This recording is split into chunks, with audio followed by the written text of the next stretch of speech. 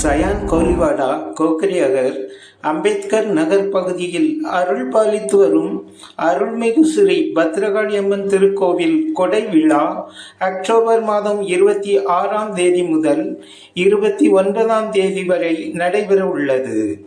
அருள்மிகு ஸ்ரீ பத்ரகாளியம்மன் திருக்கோவில் 26ஆம் ஆண்டு கொடை விழாவை முன்னிட்டு ஐப்பசி மாதம் 4ஆம் தேதி அக்டோபர் மாதம் 21 செவ்வாய்க்கிழமை அமாவாசை திதியும் சித்திரை நட்சத்திரமும் சித்த யோகமும் கூடிய சுபயோக சுப தினத்தில் காலை 7:35 மணிக்கு திருக்கால் நாட்டு விழா கோலாகலமாக நடைபெற்றது.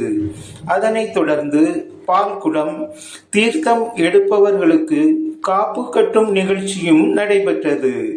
கோவில் தலைவர் எம் முருகராஜ் நாடார் தலைமையில் நடைபெற்ற இந்நிகழ்ச்சியில் பக்தர்கள் பெருவாரியாக கலந்து கொண்டனர்.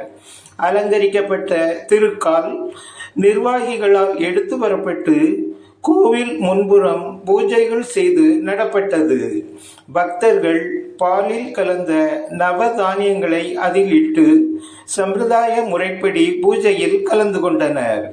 கோவில் பிரகாரத்தில் உள்ள அம்மன், காலபைரவர், ராமர், பால அனுமார், சுடலை மாடசுவாமி, சிவலிங்கம், நந்தி, நவக்கிரகங்கள் அனைத்திற்கும் தீபாராதனை நடைபெற்றது.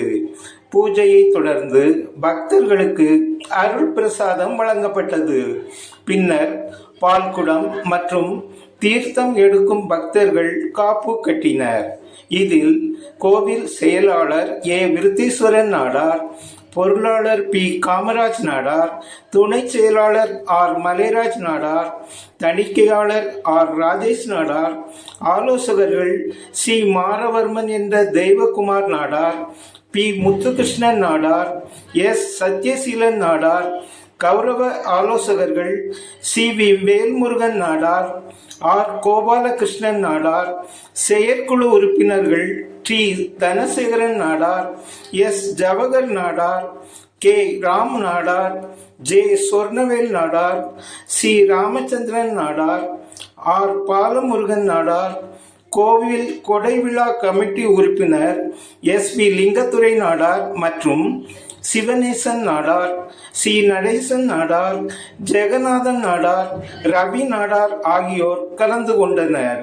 கொடை விழாவை முன்னிட்டு கோவில் வளாகம் வேப்பிலை மற்றும் மலர்களால் சிறப்பாக அலங்கரிக்கப்பட்டு இருந்தது. கொடை விழா நிகழ்ச்சி ஏற்பாடுகளை நாடார் சமாஜ் சேவா சங்க நிர்வாகிகள், கோவில் கொடை விழா கமிட்டி உறுப்பினர்கள் வெகு சிறப்பாக செய்து வருகின்றனர்.